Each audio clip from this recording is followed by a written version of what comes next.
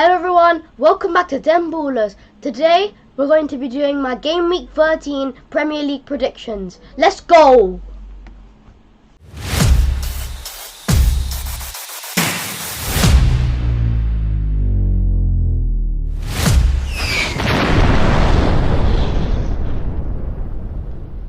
The first game is Brighton versus Southampton down the south coast. These two teams 64 miles apart. It's one of the closest Premier League games that we'll see this season. I think Brighton have too much quality. Southampton, they dug deep versus Liverpool last week. Didn't get the points versus a very good Liverpool side.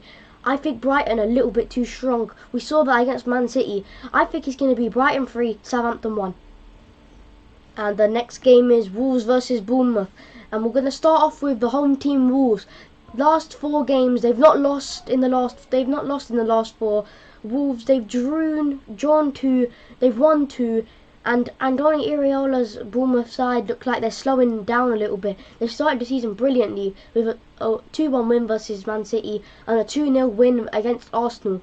But I think Wolves, this is to save Gary O'Neill's job. I think he'll be Wolves 1, Bournemouth 0. And the first game is Crystal Palace versus Newcastle. Now, Crystal Palace, they're a bit of an unpredictable team. They're not great at home, and that's the exact same for Newcastle. 13 goals scored, 13 goals conceded, and they sit right in the middle, 10th. This could be anyone's game, really, but I think Newcastle are going to edge it. I don't know why. I just think Isak will score a good goal tomorrow.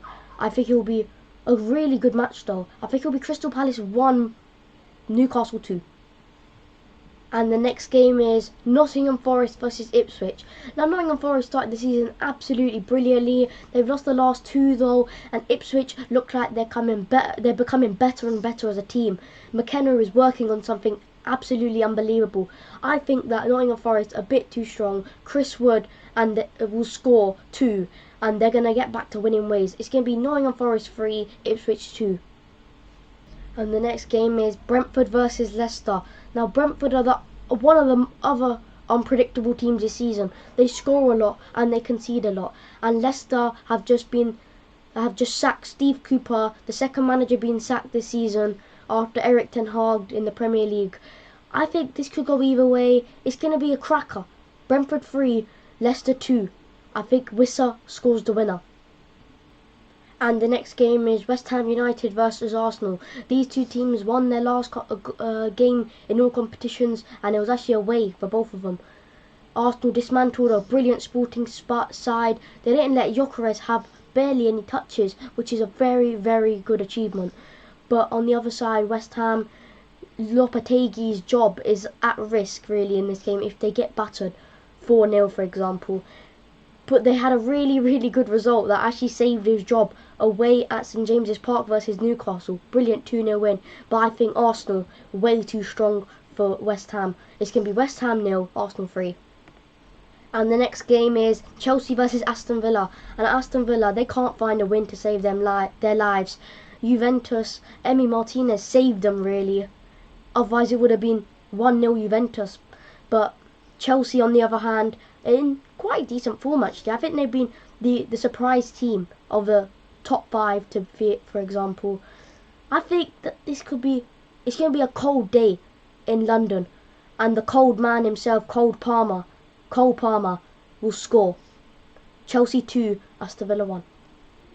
And the next game is Tottenham versus Fulham. Tottenham, I don't know how they didn't beat Roma. Matt Hummels late winner, and before that they dismantled a City side who looked very vulnerable.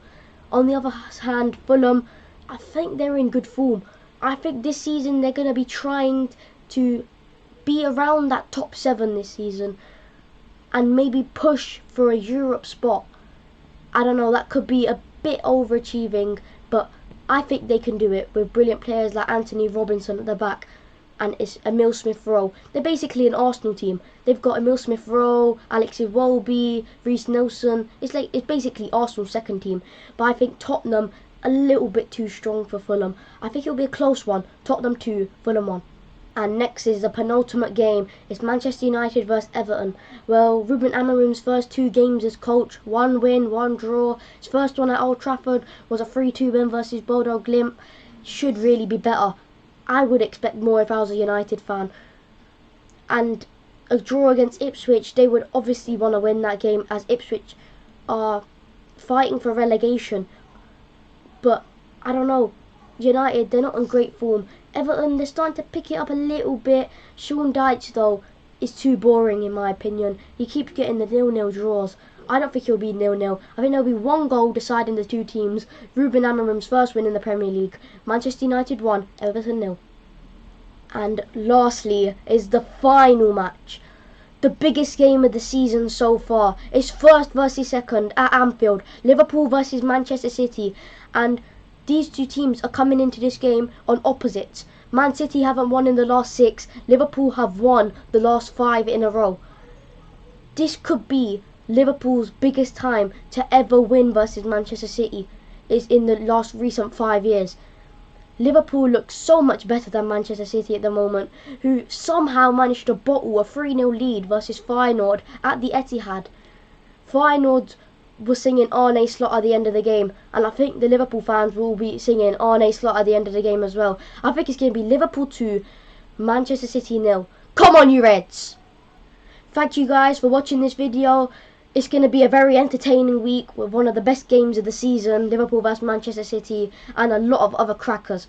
If you could please like, subscribe and share, it would be absolutely amazing. And in the comments, let me see your Premier League predictions for game week 13. But I'll see you guys soon. Bye bye.